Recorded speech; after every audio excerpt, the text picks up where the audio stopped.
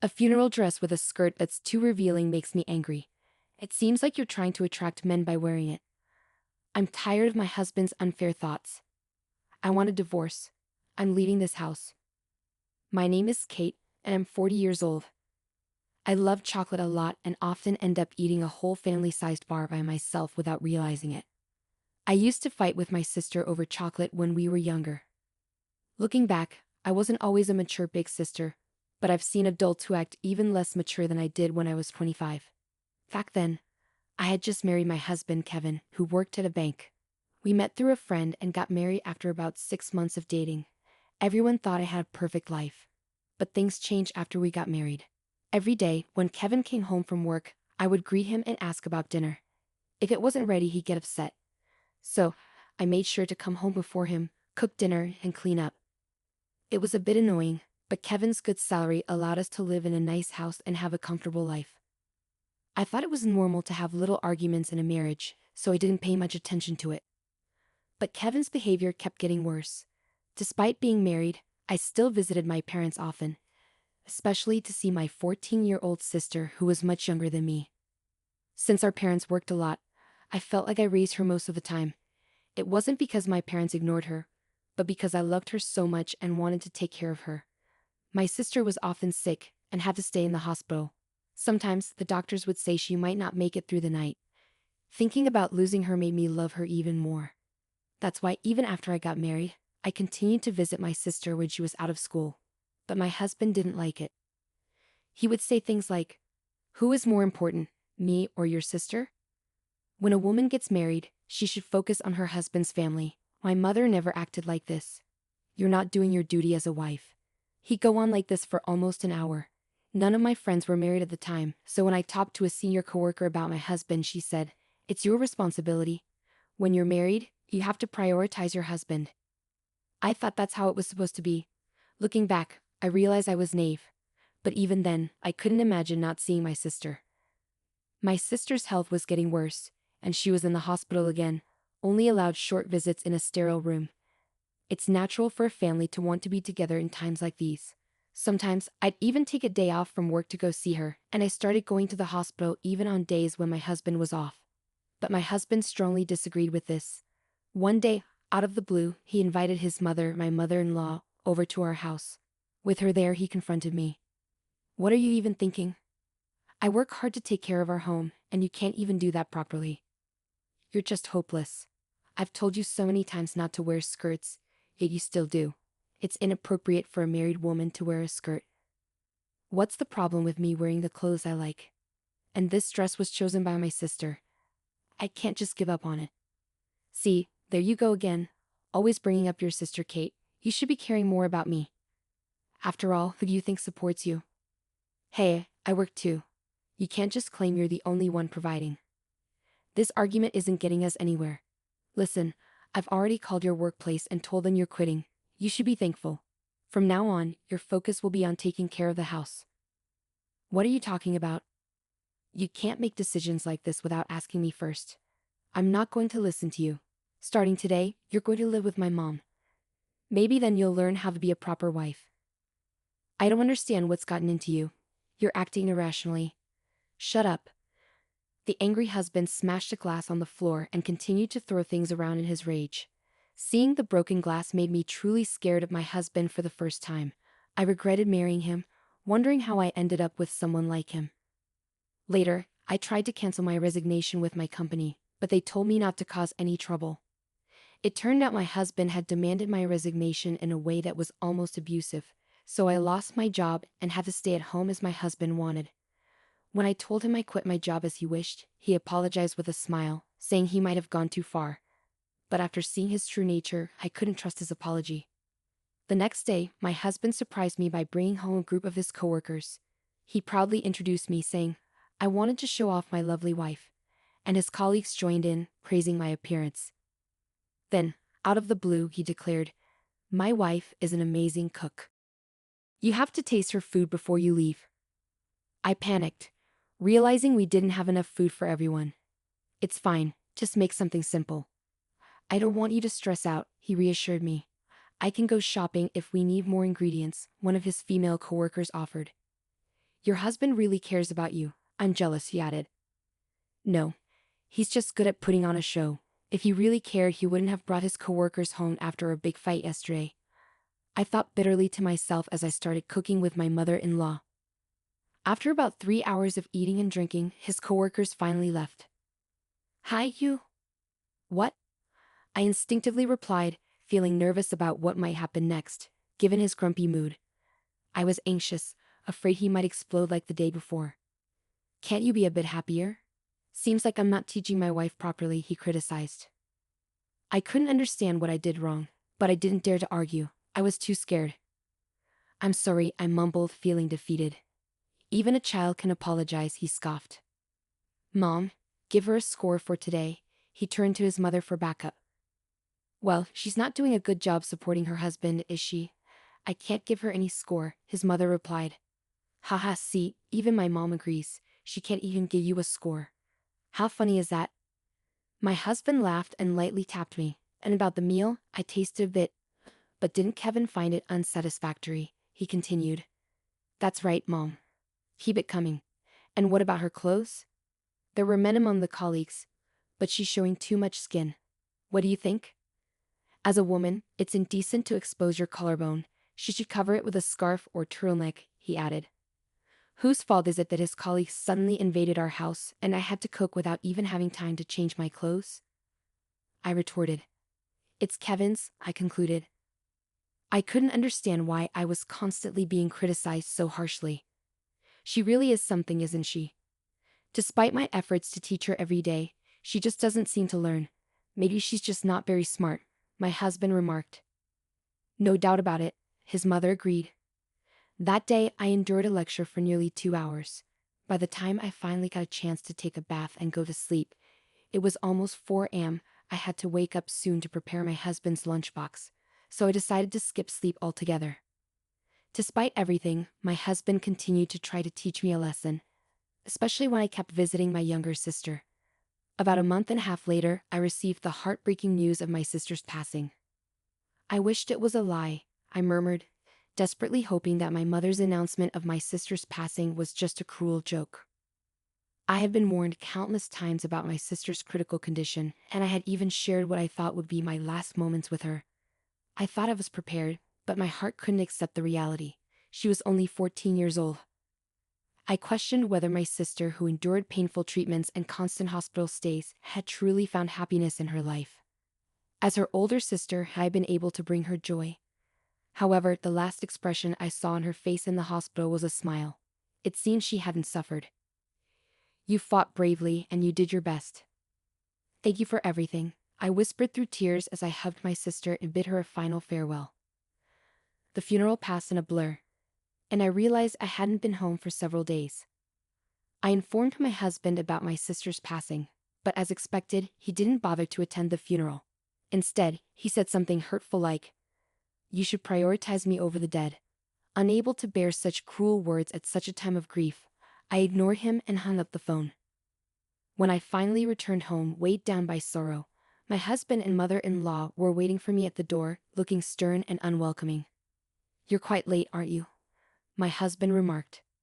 A family member has passed away. I couldn't just come back in a few hours. How can you accuse me of lying so easily?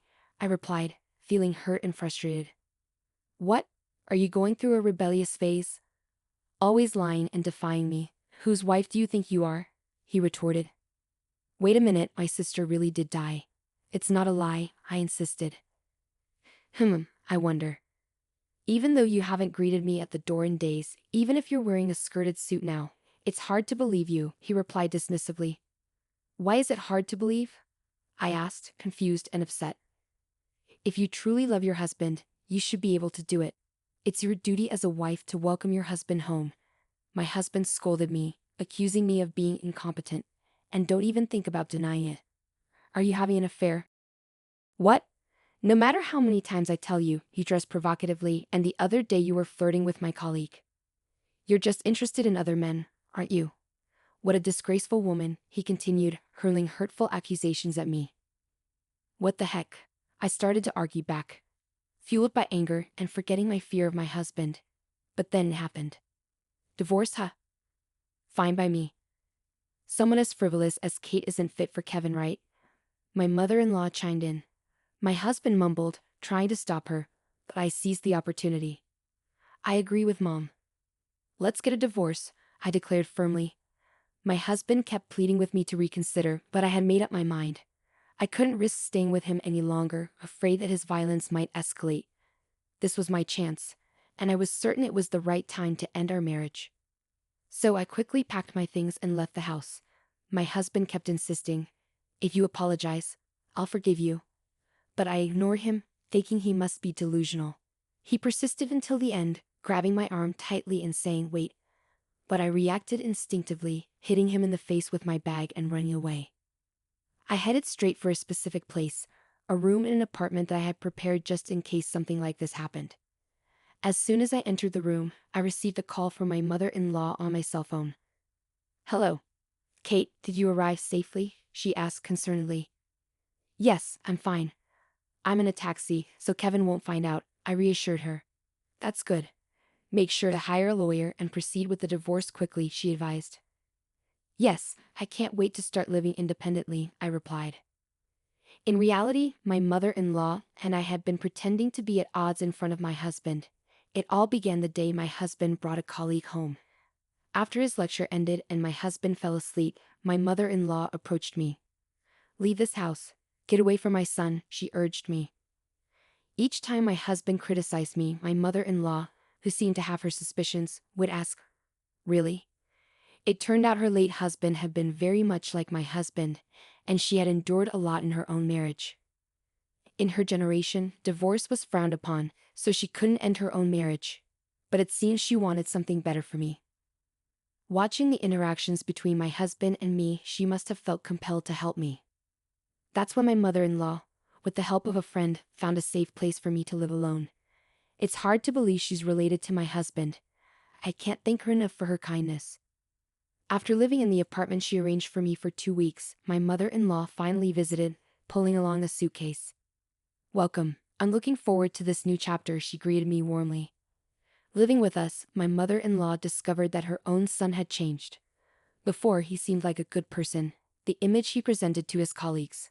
My mother-in-law blamed herself, believing that his behavior was influenced by his father's genes or things he witnessed during his childhood. For me, regardless of the reasons behind his behavior, I believe the real issue lies in his inability as an adult to control his emotions. So, I don't hold my mother-in-law responsible. My husband now takes good care of my mother-in-law, but only because he thinks she's on his side. I fear what he might do if he discovers she's been helping me with the divorce. That's why I suggested she come live with me for a while when she prepared this house. At first, she hesitated, worrying that once my husband and I divorce, she'd become a stranger to me. But I assured her, saying, after everything you've done for me, there's no daughter-in-law distinction. You're like my mother or my sister. That's how I see you. On the way back from my sister's funeral, my mother-in-law steered the conversation toward divorce, intentionally supporting me. Recognizing her intentions, I quickly agreed to the divorce. I thought it would take more time and preparation to leave my husband, but thanks to my mother-in-law's help, that time came sooner than expected. I have nothing but gratitude for her. Finally, the divorce was officially settled through the lawyer. 4 days later, as I returned to the apartment, I was startled to find my ex-husband waiting for me outside. I found you. You're trying to trick me, he accused loudly. Does he know about what happened? I wondered silently, trying to remain composed. What do you want now? I asked, keeping my voice steady. It's your fault that the credit card and bank account balances have decreased, he blamed me. What are you talking about? I don't understand, I replied, feigning innocence. In truth, before the divorce, I was using my husband's credit card to gradually buy furniture for this house. I also quietly withdrew money from the bank account. It was all part of my plan, I confessed. When I discussed this with my mother-in-law, she encouraged me to go ahead with it, so I emptied the account without any hesitation. The reason why my unemployed mother-in-law and I can live comfortably, enjoying tea parties every night, is because of this money. That's my money. You can't just do whatever you want without facing the consequences, he shouted angrily. Remember the money we have? It's from the credit card we got after we got married and the money we saved together. Since we're married, It's both of ours, I explain, smiling at him. Suddenly, my mother-in-law returns from shopping and says, "Oh, you found out, didn't you?" Surprised, my ex-husband stands speechless behind me. "Hey, you're back." I greet my mother-in-law, trying to keep things normal. "What? Why is mom here?" my husband asks, confused. "Well, because we're living together," I respond, with my husband still puzzled and my mother-in-law acting like it's no big deal. "So, you lied about going back to your parents' house, and why are you living with Kate, not me?" he questions. "I'm lost," Kevin admits. "Well, I've lost hope in you, Kevin," his mother replies.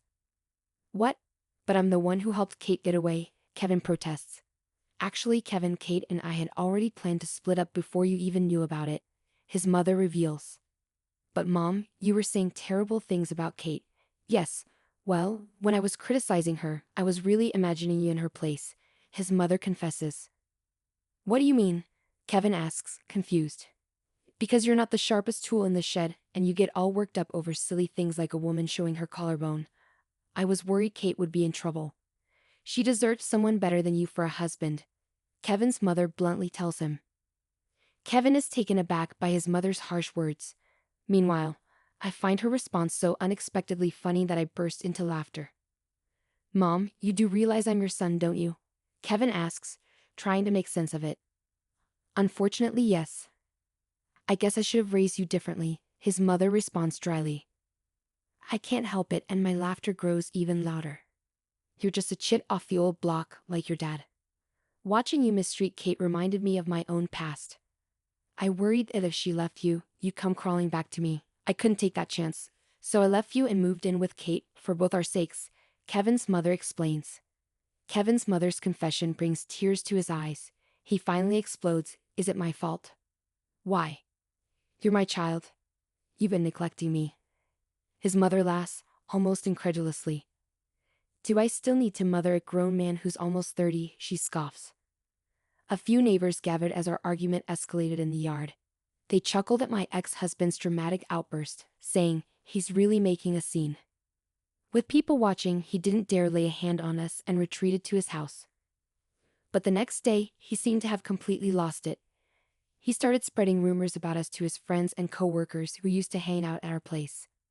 "My ex may seem nice, but she ignores her husband," he complained to anyone who would listen. One woman at his office fired back. "You know, your behavior is exactly why women are wary of their husbands. It's becoming a societal problem."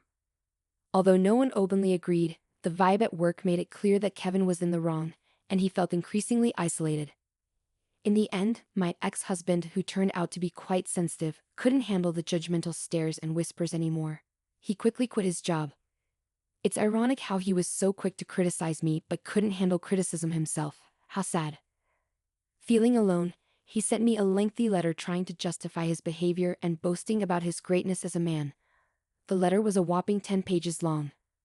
I was surprised when I received the thick envelope. I had blocked his texts, but if he could write this much by hand, I can only imagine how many texts he would have sent. His final line was, "If you ever miss me, feel free to contact me." So I playfully replied, "Then please go ahead with the property division." That sparked another big argument. I used to be afraid when we lived together, but not anymore. I stood my ground with my lawyer. Even before his mother suggested I leave, I had secretly been recording his behavior at home, preparing for a divorce. All those months enduring his hurtful words paid off. With the evidence, I successfully sorted out the property division. After that, I moved out from living with my ex-mother-in-law when I found a new job. It was still close enough for a reasonable commute. Surprisingly, she had found herself a boyfriend. It turned out the person who introduced us to the apartment was her new beau. She left with him, holding hands, and said, "Come visit us once we're settled." I must admit, my ex-mother-in-law really surprised me. She's a fantastic woman, and it's clear why she's so well liked, regardless of her age. As for me, I spent my best years focused on work after changing careers, thinking I might have missed my chance for remarriage. However, I started joining regular online gatherings with my colleagues. This gave me more opportunities to casually exchange contact info with people I didn't usually talk to, including a director from another department who showed interest in me. At first, I kept my distance because we worked for the same company. But as we began having private online chats about things we couldn't discuss at work, we grew closer and eventually started dating. The head of the department, who hadn't been in a relationship for years since his last girlfriend left him because of his workaholic tendencies, treated me with caution, saying, "I don't want to repeat the same mistake." And happily, we decided to tie the knot next year. I was concerned that his parents might not approve of me, considering I've been divorced before and he's getting married for the first time. However, I'm relieved to see his parents are accepting and even grateful, saying, "Thank you for being with our son." When I shared the news of my upcoming marriage with my ex-mother-in-law, she was genuinely happy for me. Oh, and about my ex-husband, it seems he found a job at a different bank and got remarried. But knowing his personality, it's likely he's been divorced again. That makes it 3 divorces now. He works at a bank and initially comes off as charming, but he tends to blame his ex-wives for the divorces, which makes it seem like women fall for him. Even when my ex-mother-in-law tries to warn women about his true nature at wedding receptions, he manages to manipulate them skillfully. Well, after 3 divorces, it's likely he'll start being avoided by women. I just hope there won't be any more victims. With the way he's going, he probably won't have a good ending because he's likely disliked by many women. But honestly, it's not my concern anymore.